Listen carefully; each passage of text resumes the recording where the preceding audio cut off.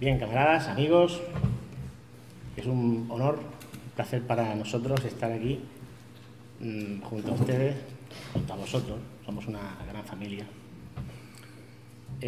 No tanto ya por el hecho político, que es importantísimo, sino porque hoy, en esta época tenebrosa en la cual todo se quiere ahora llegar a la luz de los medios, donde todo el mundo escribe, donde todo el mundo publica y donde incluso todo el mundo consigue vender libros, es para mí un honor presentar a Eduardo López Pascual, camarada, amigo, mi segundo padre, y creo que es una ocasión importantísima para ambos.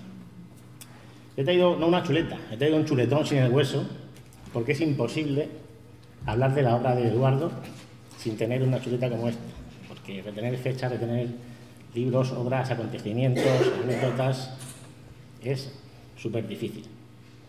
Y además pues le hemos dado un título que es el Macuto de libros escritos por Eduardo Macuto. Un Macuto es, quien no haya hecho la mili, difícil que lo sepa, bueno, es el petate donde un soldado lleva toda su vida a cuestas, donde lleva su ropa, donde lleva su alma, digamos, ¿no? Y como Eduardo es ese gran soldado eterno, luchador, revolucionario, siempre falangista, siempre, hoy, mañana y siempre. Y además el legado que va a dejar va a ser muy difícil de superar en muchos niveles. Bien, pues la aventura de Eduardo comienza en sus años del Frente de Juventudes, con 13 años, cuando recibe un premio por un trabajo sobre San Fernando. Eso le da ánimo para escribir y poco después presenta una obrita para títeres que se le presenta en los circuitos de su centuria por los barrios de Cieza y también en algún campamento. Empieza a escribir versos, sin mucha publicidad, pero lee toda la poesía del momento y entre sus autores de juventud están Juan Ramón Jiménez o Walt Whitman o Antonio Machado. Hace teatro leído con obras de Lauro Olmo o Alfonso Sastre, con su mítica obra Escuadra hacia la muerte, y a los 17 años funda el Teatro de Cámara y ensayo Fernando Martín Iniesta, un dramaturgo ciezano, Premio Nacional de Teatro con obras como Esperando a Godot, de Samuel Beckett, o Ejercicio para 5 dedos. Y escribe su primera pieza de teatro, Las Cerillas, que obtiene el parabién del escritor ciezano. A primeros de los 60 gana el Premio de Relatos León del Malecón, que convoca el desaparecido diario Línea, de Murcia, que presidió el gran escritor Segado de León. Esto le ilusiona y abunda en escribir con más dedicación. Vuelve a la poesía y publica Buscando otra frontera, como homenaje a su tiempo en el Frente de Juventudes. Para Eduardo, unos años inolvidables que le dan un rumbo definitivo. Poco después sale Un tiempo para Murcia y Como nacido del pueblo, poemarios de iniciación, este último ilustrado por el pintor y maestro falangista Toledo Puche. Después vienen Raíces, editado en Valencia en 1991, A un Dios desconocido, editado por PR de Madrid, elogiado por el escritor y director teatral cubano Carlos Miguel Suárez Cadillo, y ya con un nombre reconocido, la editorial Vitruvio, una de las más prestigiosas de poesía en España, le publica La memoria que nos queda, que fue presentada por el escritor Soren Peñalver en Murcia Capital, en el Museo Ramón Gaya. Solo os diré que estoy vivo, del que la gran poetisa Dionisia García le hace una reseña en 2017 en la magnífica revista El Cielo, impresa en Barcelona. En prosa, Eduardo cultiva tanto el ensayo Falange Futuro, un texto netamente ideológico que presenta en la librería Rojo y Negro, años 80, en la capital de España, con Javier Onrubia, así como la novela documentada Proceso a un hombre muerto, de 2004, con 3 ediciones, editada por ENR, de Barcelona. O en pura novela que comienza con Canto por un hombre español, que edita Tarfe, de Oviedo, 1994. Sigue con El autobús de las 7 no ha llegado, Libre, que publica la Asociación Cultural Juntos, año 2000. O El extraño caso del Tribunal Constitucional, 2006, también en PR. La tristeza del falangista, editada por Punto Rojo de Sevilla en 2014, que le presenta el periodista José de Sánchez.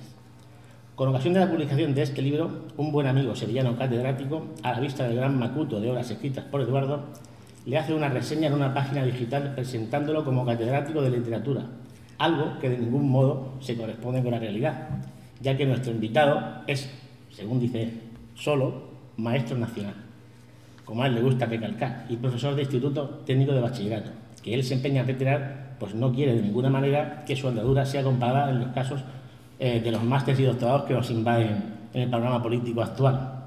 Él lo cuenta como una anécdota en su recorrido como escritor, una de tantas. Eduardo, mientras tanto, regresa a la poesía para publicar Diario de un ingenuo, edición de Pueblo y Arte 2016, que merece los elogios de poetas importantes como Miguel Argaya, Alfonso López de Gradolí, ambos de alma falangista, o Jaime Cros. Y ahora nos trae su última obra novelada, titulada Conversaciones con Miguel Hernández, un falangista con el poeta, que le prologa el historiador José María García de Tuñón Aza, y editada por Penguin, que hoy les presentamos aquí en Alicante. Eduardo también, habrá que decirlo, es un escritor recogido en varias revistas internacionales, como Samboal, israelí, o los digitales Decir del Agua, cubano-norteamericana, la mexicana Muros o por la Universidad Canadiense de Fredericton, que tuve la suerte de compartir con él. Hoy, sin más preámbulo, presenta su última aventura literaria, como él mismo dice, Conversaciones con Miguel Hernández. La novela que hoy les presentamos ha sido posible, según el mismo autor nos comenta, gracias a las citas, nombres y fechas aportadas por el historiador José María García de Tuñón Aza, el biógrafo del poeta Ferris, y apuntes extraídos de prestigiosas firmas. Aunque el mismo autor insiste en recalcar que dicho relato es una obra ficticia, les adelanto que muchas de las situaciones que se dan en ella están basados en la realidad, así como queda patente la certeza de la amistad del poeta Miguel Hernández con falangistas auténticos, que fueron quienes más hicieron por evitar que se cumpliera la pena capital a la que fue condenada por el régimen. Sin más dilación, les paso con Eduardo.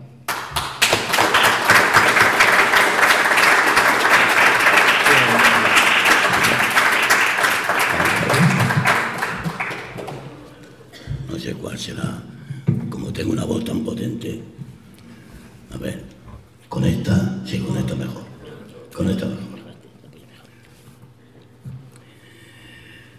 Pues, buenas tardes, amigos, amigas y camaradas.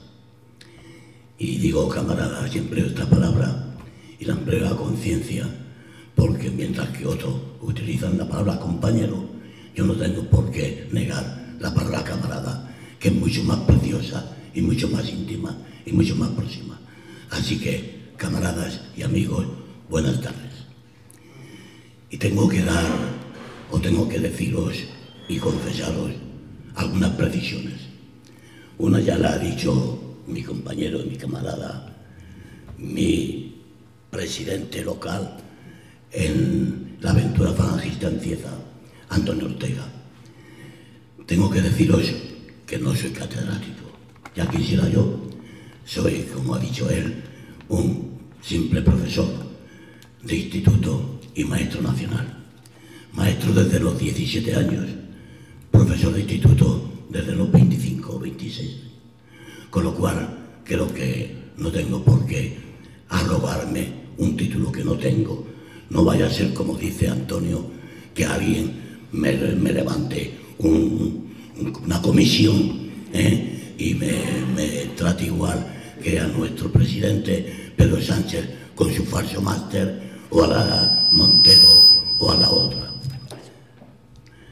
Son los inconvenientes del directo, como diría Cristina Sánchez.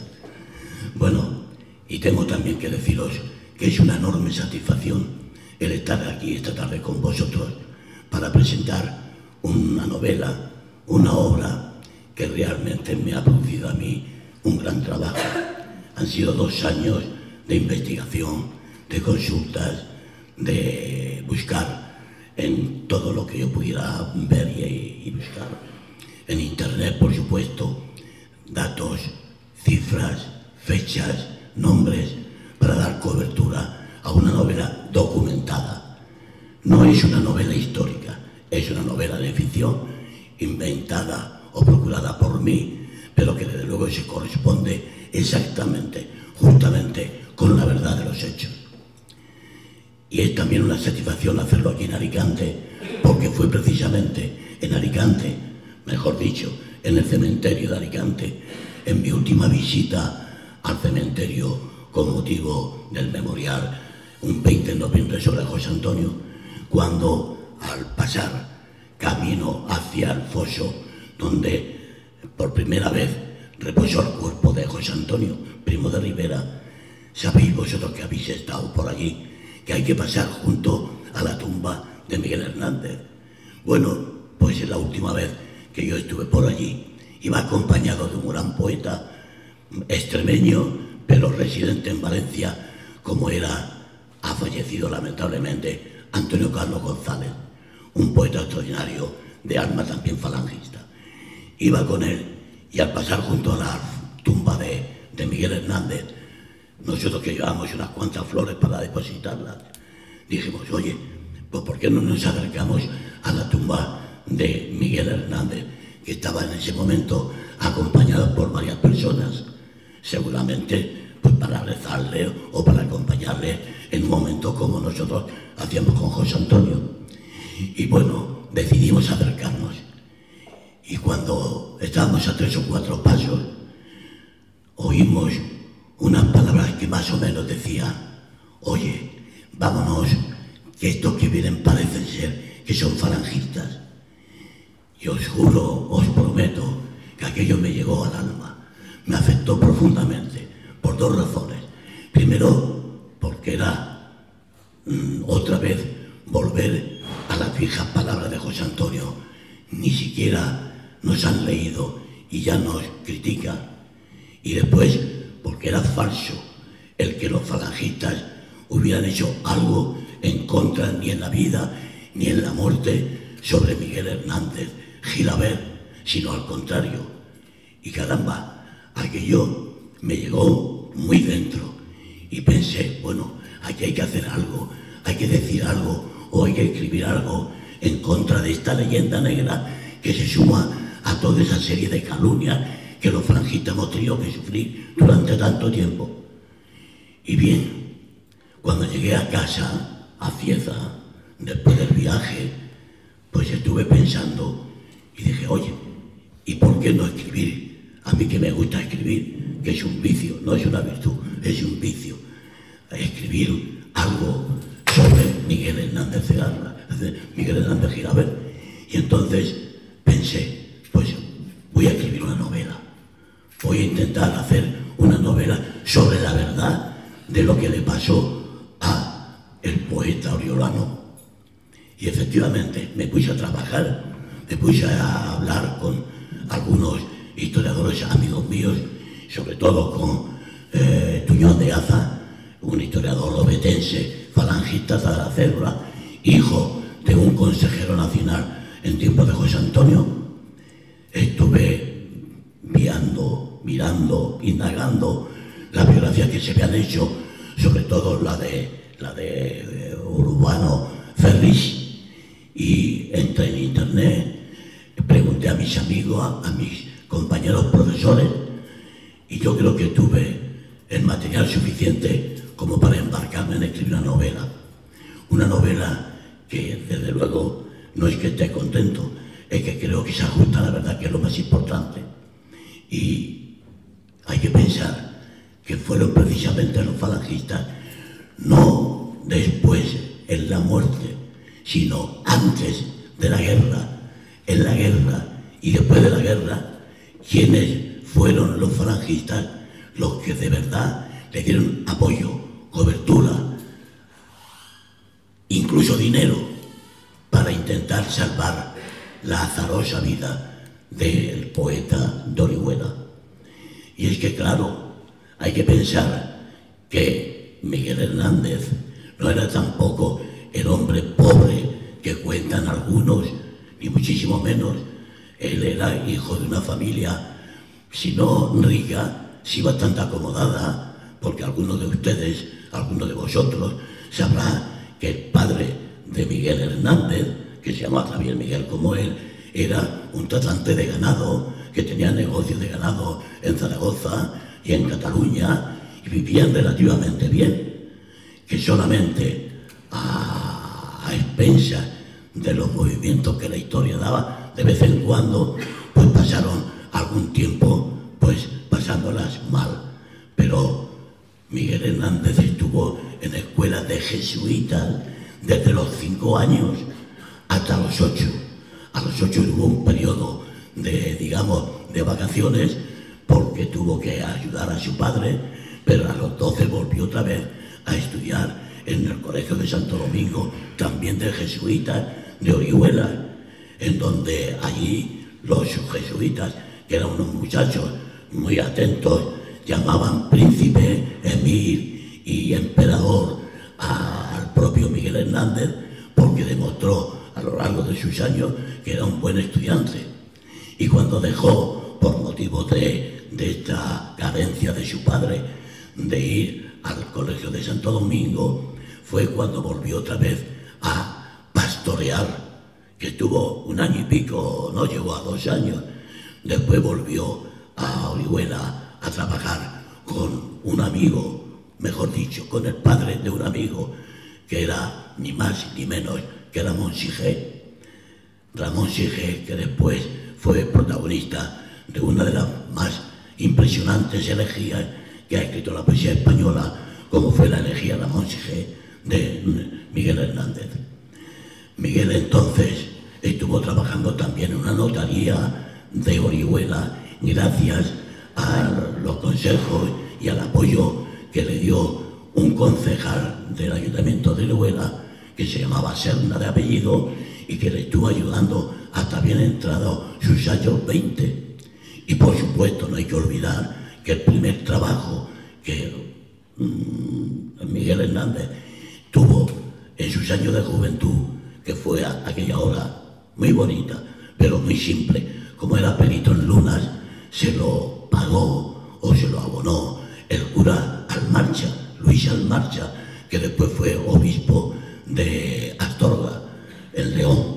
Bien, quiero deciros que Miguel Hernández tuvo una formación bastante interesante. No llegó a coger el título de bachiller porque fue cuando tuvo que irse a trabajar en la notaría y en el trabajo del padre de Ramón Sige, pero tenía una formación porque aprovechó su tiempo de pastoreo para leer todo lo posible y lo imposible. Los mejores poetas de la época lo estudiaba y se lo aprendía prácticamente de memoria el poeta que ya sería Miguel Hernández, porque Miguel Hernández aprovechó también para escribir sus primeros versos, unos versos que en el primer viaje de Miguel Hernández a Madrid en el año 1931 fue recogido, ¿sabéis por quién? Pues por Ernesto Jiménez Caballero. Fijaros qué sentido tenía la vida de Miguel Hernández, que en ese momento no tenía ninguna ideología ni por los forros. Y ya os digo, fue recogido por Jiménez Caballero, que además le dijo: oye Miguel, tú tienes madera de poeta, incluso yo mismo te voy a poner algo en aquella revista que tenía entonces Jiménez Caballero, y que realmente era un paso para la publicidad, para, no sé, el camino abierto para un poeta que ya tenía, yo creo que, dotes suficientes para ser reconocido por toda España. En Madrid, en ese primer viaje, la cosa no le salió demasiado bien, a pesar de que Jiménez Caballero le tomó entre sus manos, pero no tuvo éxito, por lo menos el éxito que le esperaba, y regresó a Orihuela. Siguió trabajando en la notaría de Orihuela, y al cabo de un tiempo, cuando pudo recoger un poco de dinero, en el año 1933 volvió otra vez a Madrid, y allí ya sí entró, yo creo que con buen pie, entre los poetas de Madrid, sobre todo de los falangistas. Allí conoció a Eduardo Johnset, la mujer, el marido de una gran falangista, Mercedes Formica, que más tarde sería una de las abanderadas del feminismo, sin feminismo radical, sino un feminismo auténtico, cuando Mercedes Formica hizo posible que más de 5 artículos sobre la mujer fueran aprobados por las Cortes antiguas, pero gracias a la labor de Mercedes Formica. Pues bien, Mercedes Formica y su marido Eduardo Johnset le dieron cobertura, apoyo, casa y dinero, y fue el que nos introdujo a otros poetas como Leopoldo Panero, por ejemplo, como Luis Rosales y sobre todo con Dionisio Ridruejo, que lo tuvieron como si fuera un hijo. Y fijaros qué contrasentido, fue apoyado por estos poetas falangistas desde el primer momento, y sin embargo sus poetas, digamos, de ideología, como fue Alberti, pues, o como Pablo Neruda, pues no le dieron el apoyo que necesitaba, ni muchísimo menos. Recuerdo que incluso García Lorca fue un poeta que le tuvo, como nosotros diríamos los murcianos, un poco de inquina, no sé si envidia o qué sé yo, pero García Lorca nunca tuvo una palabra amable para Miguel. Al contrario, incluso Miguel, cuando había escrito una de sus obras principales en teatro, Los hijos de la piedra, que quiso representarlas en Argentina, García Lorca no le quiso hacer ningún apoyo de ningún tipo. Y es más, os cuento una anécdota. Miguel Hernández quiso una vez ir a casa de Rafael Alberti y de Rosa León, su mujer, y García Lorca, cuando se enteró de que iba a ir Miguel Hernández, él, que pensaba asistir a aquella reunión, no fue.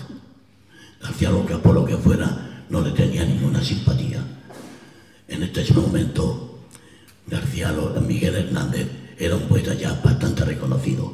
Había escrito varias obras de teatro, entre ellas, ya os digo, Los hijos de la piedra, que es muy interesante, o, en fin,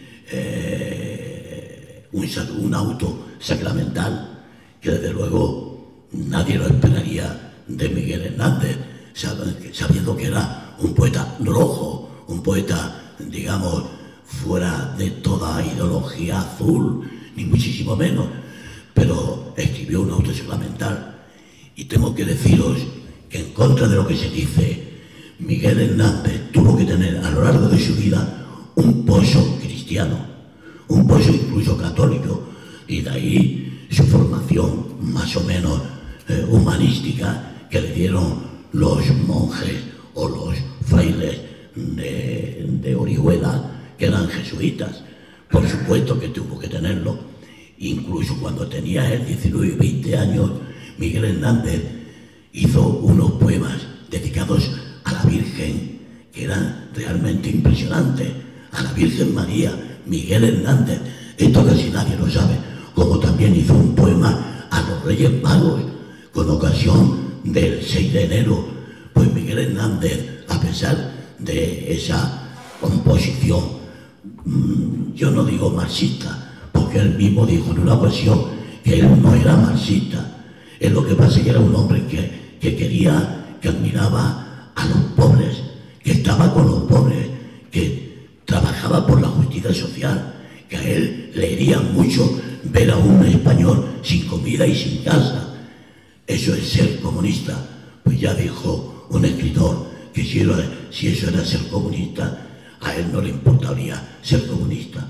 Y Dionisio Ridruejo, por ejemplo, que entonces en aquellos años representaba el ala más radical del falangismo, no tuvo ningún inconveniente en darle todo su apoyo y toda su consideración, porque veía en Miguel Hernández un poeta extraordinario. Sus poemas, cualquiera de ellos, y fijaros que él tuvo muchos problemas, incluso en su propio, digamos, partido. Él llegó a ser comisario de cultura en el 5º regimiento, nada más y nada menos que en la Guerra Civil Española, llevado, pues yo no sé por quién. Quizás Pablo Neruda fue el poeta que de alguna manera influyó definitivamente en atraerlo para el Partido Comunista, no para el marxismo, que él nunca, ya os digo, ya os repito, nunca supo lo que era el marxismo, pero sí con el Partido Comunista, que según él defendía a los pobres. Por eso quizás estuvo también en el año 37 en el quinto, digamos, congreso de escritores de teatro en Moscú, como antes estuvo en el Congreso de Escritores en Defensa de la República en Valencia, en el mismo año. En julio del 37 estuvo en Valencia y en agosto estuvo en el Festival de Teatro Soviético en Moscú. Allí incluso, bueno, Miguel tuvo la deferencia, o quizás ordenado de una manera directa o indirecta, en escribir un poema a Stalin, al camarada Stalin, y se lo escribió. Pero bueno, eso era casi materia obligada en todos los escritores que fueron a Moscú en aquel momento. Allí estuvieron poetas como Huidobro, o como César Vallejo, en fin, o como Juan Ramón Jiménez, que estuvo en Valencia también. Quiero deciros que en aquel momento la mayoría de los escritores y de los poetas estaban del lado de la República, y Miguel Hernández, que estaba protegido por Pablo Neruda, seguramente con toda seguridad, pues estuvo dentro de aquel círculo rojo que estuvo en Moscú y que le escribió una oda o un poema al propio Stalin. Pero ya os digo, Miguel Hernández era algo mucho más que eso, y eso también lo demostró en sus obras de teatro. Miguel, él decía que era más autor de teatro que poeta, y escribió obras de poesía y de teatro. Realmente, yo creo que para mí, Miguel Hernández junto con García Lorca, los dos en un campo distinto, eran verdaderos poetas, y yo creo que eran de los mejor que ha dado España. Digamos Juan Ramón Jiménez, digamos Antonio Machado, digamos Huidobro, pero caramba, todos estaban en el lado de la República, o por lo menos el discurso correcto, el discurso único, nada más que nos hablan de ellos, y olvidan a Luis Rosales, olvidan a Dionisio Ríos, olvidan a Damaso Alonso, que yo creo que tienen también la misma altura, o por lo menos parecida altura. Pero Miguel Hernández era algo especial. Y eso después, quizás, lo tuvo que pagar cuando al terminar la guerra se encontró solo. Sus amigos, los Alberti, por ejemplo, habían ido corriendo Puerto de Valencia hacia Italia, dejándolo prácticamente solo. Pablo Neruda se refugió en su embajada de Chile y poco sabía de él. Y los falangistas lo encontraron en Madrid en abril del 39, después de la guerra, prácticamente abandonado. Sin embargo, fue Eduardo Johnset, quien lo volvió a recoger otra vez, le dio dinero, lo metió en su casa, y en la de Cosío, que no sabemos si era Cosío el pintor o Cosío el escritor, pero de cualquier manera los dos Cosíos fueron unos ángeles para Miguel Hernández. Y ellos le dijeron: caramba, Miguel, Madrid no es un buen sitio para ti después de la guerra. Tú estás señalado, tú estás prácticamente, pues no sé, en la lista negra. Y hay que decirlo así porque realmente aquello era lo normal después de una guerra de 3 años, de una guerra incivil, la peor de las guerras que puede tener un país. Y realmente Miguel Hernández pagó las consecuencias, se encontró solo. Y solamente los falangistas fueron los que le dieron la mano, los que le tendieron la mano y le dijeron: vete de aquí, mira, puedes ir a Sevilla, donde por cierto otro poeta falangista como era Murube te va a recoger, te va a atender y te va a incluso a esconder de lo que alguien te pudiera hacer. Y fue a Sevilla, y Murube lo escondió en la Alcazaba de Sevilla, el mismo día en que Franco llegó a Sevilla con motivo de un viaje de estos que él hacía por toda España, y que, claro, la Policía Nacional de entonces, la Policía Armada o quien fuera, ya dejó bien sentado que tenía que hacer una redada, por decirlo de alguna manera. Bueno, Murube fue quien lo escondió en la Alcazaba de Sevilla y le pudo decir: oye, mira, vete a Huelva y de Huelva te puedes ir a Portugal. Y después sí, en Huelva tengo a Pérez Clotet, un falangista, poeta también, que me va a recoger y me va a hacer lo posible por ir a Portugal. Clotet no estaba en Huelva, él fue a Huelva, pero no lo encontró. Clotet se había ido a Granada a hablar seguramente con algún otro poeta, alguna conferencia de poesía, pero Clotet no estaba en Huelva. Y entonces, desesperado, Miguel Hernández marchó prácticamente haciendo autostop en aquel tiempo hasta la frontera portuguesa. Y en la frontera portuguesa, en España, cogió un camión descubierto que haría comercio con Portugal y pasó la frontera de Portugal a la región del Alentejo portugués. Pero fijaros qué mala suerte tuvo Miguel Hernández. Llegó a Portugal y como tenía un aspecto tan famélico, tan deteriorado, con cara macilenta, hambriento, con los vestidos prácticamente deshechos, él no tuvo más remedio que ponerse a vender el reloj que Pablo Neruda le había regalado en una de las visitas que hizo en Madrid, y vendió el reloj que tenía de oro que le había regalado Pablo Neruda, con la mala suerte de que se lo dio a un vecino portugués que al verlo así pensó: caramba, este debe ser un maleante, esto no es una persona normal, este será algún quinqui o algo así por ahí de Andalucía. Y sabéis lo que hizo, porque lo denunció a la policía portuguesa, y la policía portuguesa rápidamente, inmediatamente lo cogió y lo devolvió a España, a la policía española. En Rosal de la Frontera, en Huelva, entró en el calabozo de ese pueblo de Rosal de la Frontera por la policía española, claro.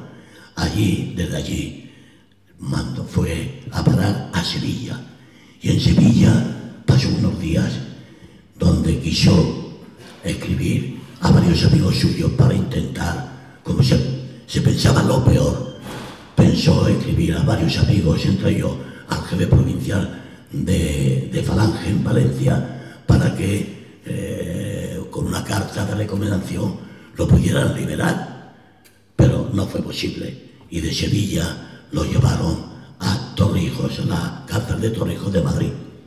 En Madrid estuvo varios días, porque por una de estas casualidades que da la vida, resultó que fue a parar a esta cárcel en la que el gobernador de la cárcel era amigo íntimo del gobernador civil de Madrid, que era el alcalde de Madrid, don José Final, que por aquel entonces era falangista. José Final, al verlo y reconocer que era Miguel Hernández, dijo: bueno, ¿cómo es posible que un poeta de la categoría de Miguel Hernández, que ya había escrito Viento del Pueblo y El hombre acecha, publicado en el 38 en Madrid, puede estar aquí prisionero en las cárceles del Estado Nuevo, del Estado de la Libertad? Y don José Final, alcalde de Mayarde, a los 2 o 3 días lo dejó en libertad, sin contar con nadie. Bueno, aquello fue increíble. Nadie podía esperar que Miguel Hernández fuera en libertad, sin ninguna orden ni nada, sino simplemente de la voz de José Final a la calle. Entonces volvió a encontrarse con Cosío y con Eduardo Jonset, que les dijo: yo quiero volver a Orihuela porque quiero estar con mi mujer, que ya tenía un hijo. Y le volvieron a decir: no vayas a Orihuela, que en Orihuela te puede reconocer a alguien y te pueden denunciar y volver otra vez a la cárcel, y entonces ya va a ser más difícil, como efectivamente pasó. Él fue a Orihuela y vamos, en el mismo día, prácticamente el mismo día, un vecino de Orihuela lo reconoció, llamó a la policía de Madrid, que vino o volvió a Orihuela, lo apresó y se lo llevó otra vez a Madrid, otra vez a la cárcel de Torrijos. Allí ya no pudieron hacer nada. De la cárcel de Torrijos lo llevaron a Palencia, y ya Miguel Hernández estaba francamente mal de salud. Ya tenía principios de la enfermedad que lo llevó prácticamente a la muerte. Dicen que Miguel Hernández, cuando regresó de Moscú, ya venía tocado de salud, ya venía un poco malucho, por decirlo de alguna manera. De manera que, con todas las peripecias que tuvo en sus viajes de traslados a Sevilla, a Huelva, a Portugal, otra vez a Sevilla, a Madrid, otra vez a Orihuela, de vuelta a Madrid, a la cárcel, y de ahí lo llevaron a Palencia, que hacía un frío horrible, por supuesto, era ya noviembre, diciembre, pues se resintió. Y entonces los falangistas, Dionisio Ridruejo, Sánchez Mazas, señores, que hay que decirlo para que lo sepa la gente, los falangistas hicieron lo posible porque de Madrid, de Palencia, lo trasladaran a Madrid y de Madrid a Ocaña. Y estuvo últimamente en Ocaña. Y los únicos que iban a visitarlo en Ocaña fueron los falangistas.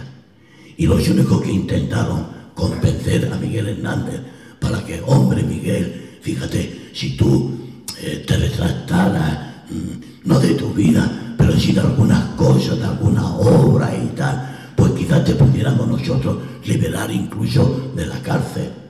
No fue. Miguel Hernández era todo un hombre, a pesar de lo que fuera, y le dijo, pero ¿cómo os atrevéis? Sobre todo a Dionisio, ¿cómo te atreves tú a decirme, a pedirme que yo renuncie a mi condición de comunista? Yo soy un hombre y no puedo renunciar a lo que siempre he defendido. Y eso fue, Miguel Hernández, para mí un acto de honradez y de valentía personal. Y prefirió, como muchos falangistas también, prefirieron la muerte antes que renunciar a su condición. Pues Miguel Hernández en este sentido hizo lo mismo. Para mí, todo el respeto por esa acción que demostró Miguel Hernández en aquellos momentos tan difíciles. Pasó a Madrid y ¿sabéis lo que ocurrió? Pues sencillamente que le abrieron un consejo de guerra en donde fue declarado a muerte, fue condenado a muerte. Bueno, los falangistas quedaron prácticamente anonadados, pero ¿cómo se le condena a muerte a este hombre? Está bien que se le condene a cadena perpetua o a 20 años, pero si este hombre, la verdad, no tiene las manos manchadas de sangre. Es verdad que Miguel Hernández fue comisario político y que como comisario político estuvo en varios frentes, estuvo en el frente de Albacete, estuvo en el frente de Toledo, en el Alcázar, estuvo en el frente de Teruel, es verdad, animando, porque era comisario de cultura en el 5º Regimiento, y estuvo animando pues como haría cualquier comunista convencido, pero jamás usó un fusil, una pistola y mucho menos matar a nadie. De manera que los falangistas, con cierto criterio, pues pensaron que la condena era excesiva, era demasiado y que no correspondía a ese discurso de libertad y de reconciliación que, por ejemplo, Manuel Edilla, había dicho en el discurso de diciembre, de Navidad de 1938, pero esto no es lo que los falangistas quieren. Y entonces removieron cielo y tierra, y hasta Yagüe, el general Yagüe, que era el número 4 de Falange, con el carnet número 4, y que era falangista y era un militar. Fijaros, si habría estado en situaciones difíciles, pues fue a hablar con el propio caudillo, entonces caudillo, para nosotros, Franco, o el general Franco, y consiguió que el 25 de enero de 1940 el Estado conmutara la pena de muerte por la de cadena perpetua. Pero aún así, los falangistas, con Ridruejo a la cabeza, y con Luis Rosales, y con Leopoldo Panero, y como Sánchez Mazas, todo esto hay que decirlo porque se sepa que fueron ellos los que intentaron hasta el último minuto y consiguieron trasladar de Ocaña a hasta el reformatorio de Alicante, por aquello de la salud de Miguel, que tenía ya tuberculosis avanzada. Y entonces pensaron que el clima de Alicante sería más beneficioso para el poeta que no allí en Madrid o en Ocaña, en las cárceles aquellas, que prácticamente pues eran mazmorras, caramba, pues no, porque no hay que decirlo. Y lo trajeron al reformatorio, pudieron conseguir que lo trajeran al reformatorio.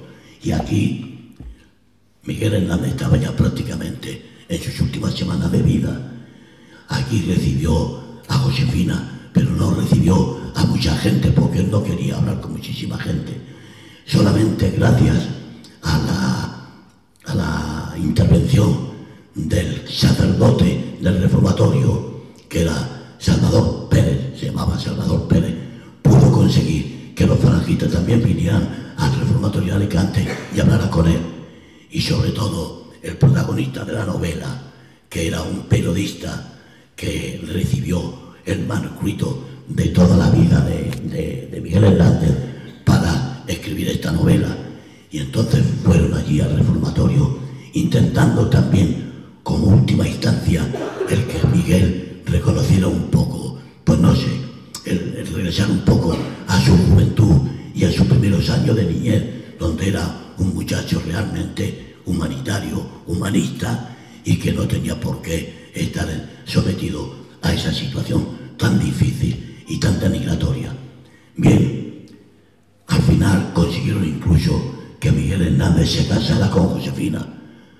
Se había casado en el 37, pero no fue un matrimonio civil, y sin embargo los falangistas, y con su amigo Salvador Pérez, el cura del reformatorio, consiguió, yo no sé si porque Miguel recordaba su tiempo de juventud, o por la influencia del sacerdote, o por la insistencia de sus amigos falangistas, pero el caso es que se casó con Josefina, y aquello fue un triunfo para el sacerdote y una alegría para sus amigos falangistas.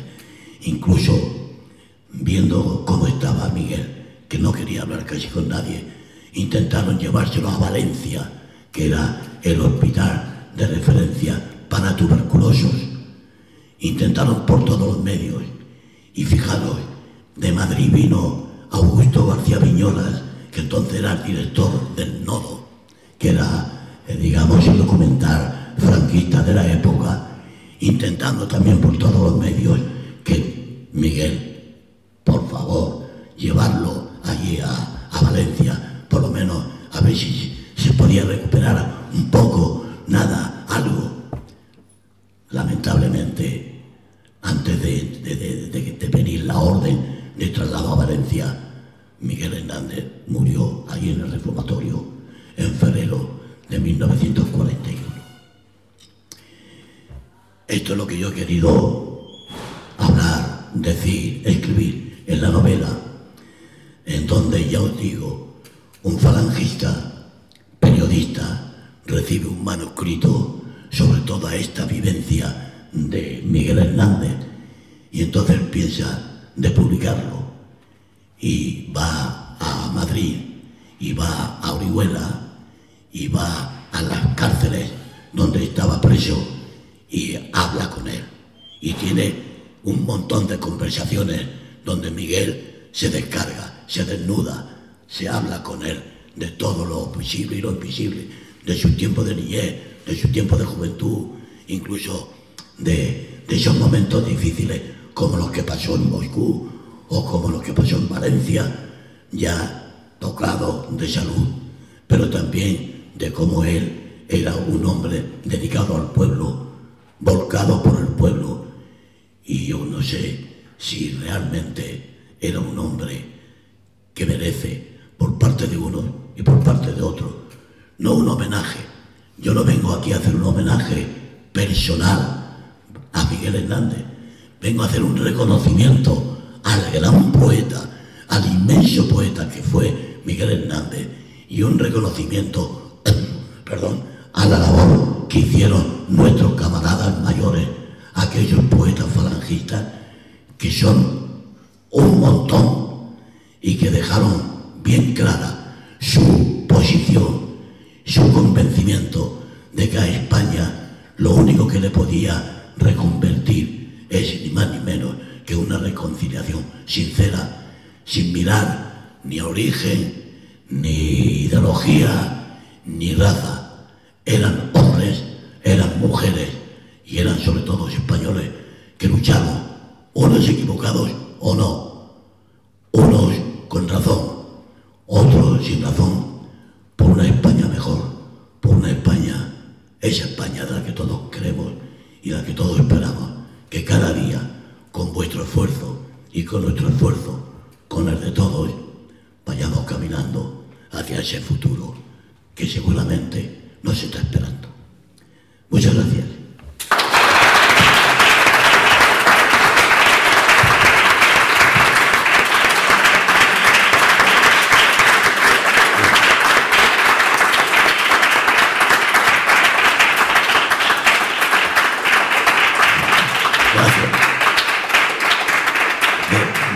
Digo que desde luego podéis preguntar cualquier cosa, porque claro, me he dejado muchísimas cosas en el tintero, pero que están ahí recogidas.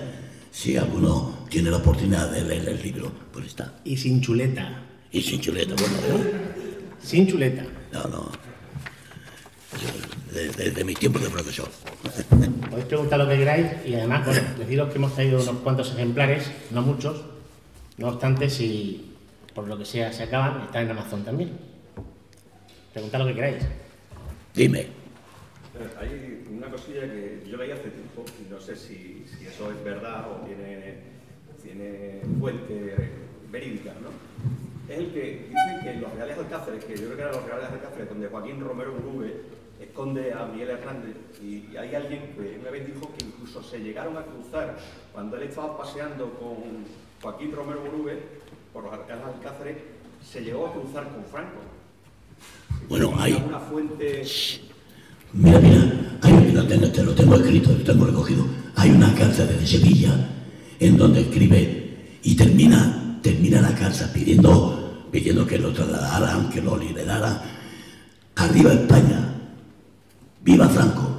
Está recogido y documentado, Termino, pero claro, hay que pensar que Miguel Hernández en aquella situación firmaba lo que le echaran por delante. Pero ahí está recogido y está guardado y está conservado esa carta donde firma al final arriba España, viva Franco. Es verdad lo que tú dices. Eso lo hizo en Sevilla, lo escribió en Sevilla, en la cárcel de Sevilla. Muy interesante la pregunta, ¿por qué?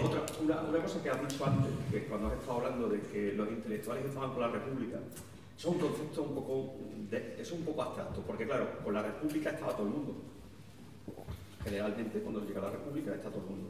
Pero son los intelectuales de todo tipo se van separando no tanto de la República, sino de los gobiernos de la República que se van radicalizando. Con lo cual, el concepto ese de que los intelectuales estaban con la República, pues hay que ver cuándo estaban con la República, por qué estaban con la República y cuándo dejan de estar con la República.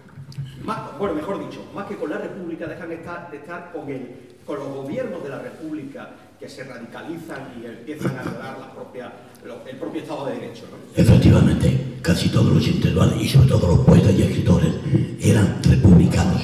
Es verdad que ante el desastre de la República, ya sabéis vosotros que los primeros tres importantes escritores, Ayala, por ejemplo, dijeron, bueno, Ortega, no es esto, y se marcharon.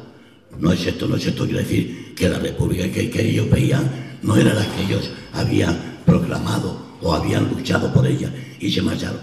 Pero mira, los poetas, casi todos los poetas, terminaron aquí en España hasta el final, excepto cuando se marcharon rápido, como Machado, los Alberti, Pablo Neruda, en fin, toda esta gente, Huidobro, Juan Ramón Jiménez, pero casi todos se quedaron hasta el final. Solamente cuando el gobierno de la República se marchó a Valencia, es cuando empezaron, digamos, las deserciones.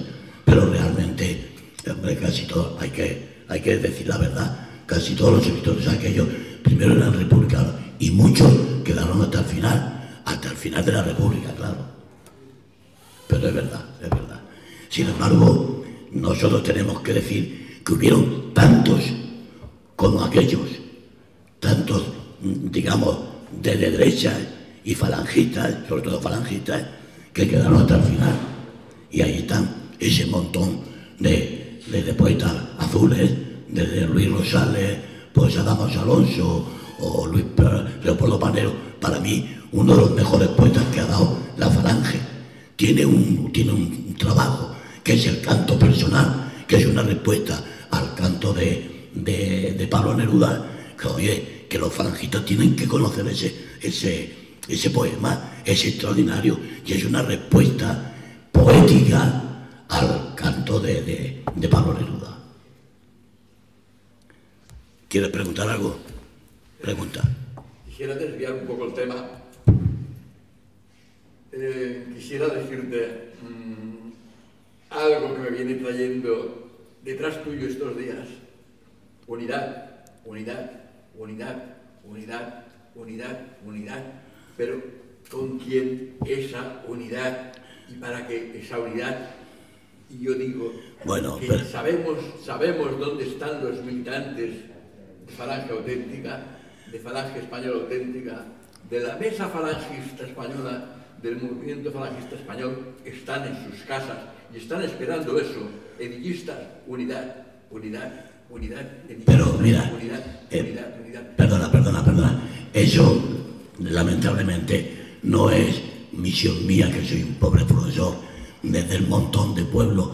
Eso está en las manos, yo creo que oportunas, de nuestros representantes políticos. Eduardo, Dime, Cristina. ¿has oído hablar de Paco Díez, Francisco Díez? Fue compañero de colegio de Miguel Hernández. Fue un pintor que no llegó a más, al final fue profesor y profesor particular de pintura. Y tengo entendido, era vecino de Orihuela, y tengo entendido que también le ayudó a llegar a la residencia a Madrid. ¿No has encontrado nada? Era un hombre también, bueno, más cercano a la Falange, Paco Díez, es decir, siempre sería un hombre de orden o religioso. Y también hice un trabajo para la información de Alicante y conozco a su hijo y está bastante documentado. Pues, claro, Paco Díez no llegó a más, entonces a lo mejor... Sí, es que Cristina, la historia de los intelectuales falangistas, me parece que te comentaba antes, nos hemos dejado por el camino la mayoría. Yo no sé si por decepción, si por desilusión o por falta de acompañamiento. Yo mismo te puedo asegurar que conmigo han venido de la mano muchísima gente de categoría y que al final, pues no sé por qué razón, bueno, yo sí sé por qué razón, porque no teníamos sillones que ofrecer, han desaparecido. Y la historia falangista, en cierta manera, es también una historia de decepciones, de desilusiones, de gente en el camino, porque no hemos podido o no hemos sabido ofrecerle, por un lado, ilusión y por otro lado, oportunidad de realizarse como políticos. Mira, en los tiempos de Franco había una escuela que he comentado contigo en Peñíscola, donde iban a parar todos aquellos que tenían proyección como futuros representantes políticos. Pues yo que estuve en un par de ellos, en Peñíscola, aquí al lado, pues resulta que de 100 a lo mejor salía uno. Los otros 99 se perdían el camino porque no tenían la ocasión, no sé, despreciado por los jefecillos de abajo. Y no llegaba. Y quizás a este profesor, amigo, compañero, pues le pasaría algo igual. Yo lo que pasa es que creo que gente tan loca como nosotros hay pocas. Porque hay que ser un poco loco en el mejor sentido de la palabra, como dirían los norteamericanos, para ser falangista hoy día. Yo he intentado hablar hoy simplemente alrededor de la honestidad. Creo que lo importante es saber que nuestros camaradas fueron honestos con, claro que sí. con el mensaje primero Mira, yo me he apoyado en dos personas verdaderamente importantes. Uno, el historiador Tuñón de Aza, que es un historiador de primera categoría, y otro, el catedrático de Economía en la Universidad de Sevilla, José Manuel Cansino, que muchos de vosotros conocéis. Pues bueno, bueno, como ellos, hay muchos. El historiador Rafael Ibáñez, por ejemplo, que está de catedrático en la Universidad de Toledo. Pero hay otros muchos que yo los conocí, porque yo soy ya muy mayor. Soy un joven muy mayor, casi 80 años, para que os enteréis. Y por mi vista, por mi mano, han pasado gente muy importante. ¿Y dónde están ahora? Pues durmiendo la siesta de los justos. Con nosotros no. Con nosotros no. Pero durmiendo la siesta de los justos. Y yo creo que podemos contar con mucha gente interesante. Lo que hay que hacer es cogernos de la solapa y decir, oye, ¿no piensas tú igual que yo? Cógete del brazo y vamos de la mano. Recuerdo ahora a un poeta falangista, Luis Santamarina, famoso, extraordinario, que nosotros tenemos un premio internacional de poesía en Cieza, que recorre el mundo entero, que terminaba uno de sus versos más importantes de esta manera: cuando esto se acabe, volveré a mi vida. Ya de ella no sé qué quedará, más seguro que tengo cielo por arriba y tierra por andar. Nos queda mucha tierra por andar, camaradas.